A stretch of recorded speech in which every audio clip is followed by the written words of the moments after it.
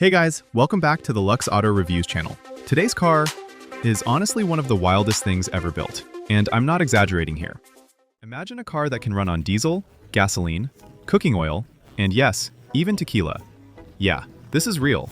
Meet the Chrysler Turbine Car. So let's rewind back to the early 1960s. This was a time when people genuinely believed the future had no limits. We had space missions, nuclear-powered ships, experimental tech everywhere, and car companies weren't holding back either.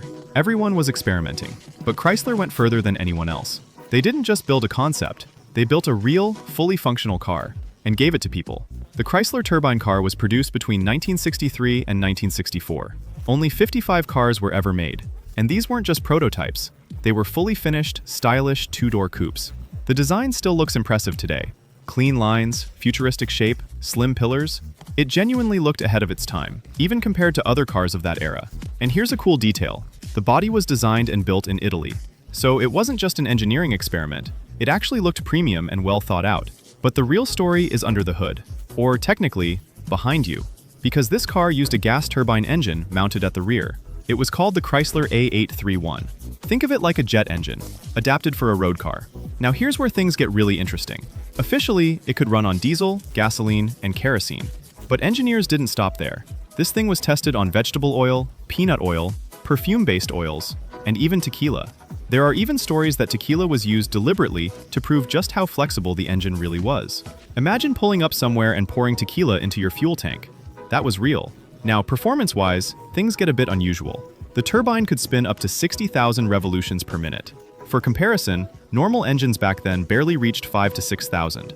Power was around 130 horsepower, but torque reached a massive 576 newton meters, which meant the car could move smoothly from a stop, almost without pressing the accelerator. No gear shifts, no jerks, just one continuous and smooth pull. Now here's one of the most impressive parts of the whole project. Out of 55 cars, 50 were given to regular American families. For free. People used them in real life, commuting, shopping, even long trips. This wasn't controlled testing. This was everyday usage. And this is where the problems started to show. First issue, startup. It wasn't simple at all. The turbine needed time to warm up, stabilize, and reach proper speed. It felt more like a process than just starting a car. Second issue, acceleration. Even with high torque, the car didn't feel fast, because the turbine needed time to spool up. So at traffic lights, regular V8 cars would pull away easily. Then came the sound. Instead of a traditional engine note, you got a high-pitched turbine whine. At first it sounded unique, but over time, it became tiring for drivers. And the heat? That was a serious issue. The exhaust system ran extremely hot enough to damage asphalt or burn dry surfaces. But the biggest problem was fuel consumption. This car used a huge amount of fuel. Even in the 1960s, it was considered excessive. So eventually, Chrysler made the decision to shut the program down.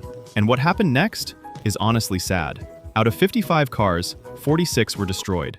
Only 9 survived. Some are still owned by Chrysler. Others are displayed in museums like the Henry Ford Museum and the Smithsonian. Seeing one today is extremely rare. But here's the interesting part. The idea behind this car didn't completely disappear.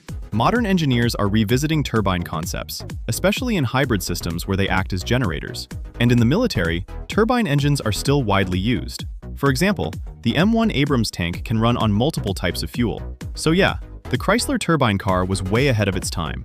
It proved that cars didn't have to rely on a single type of fuel, but it also showed something important. Technology alone isn't enough. It has to be practical, efficient, and usable in everyday life. If you enjoyed this video, make sure to like and subscribe to Lux Auto Reviews.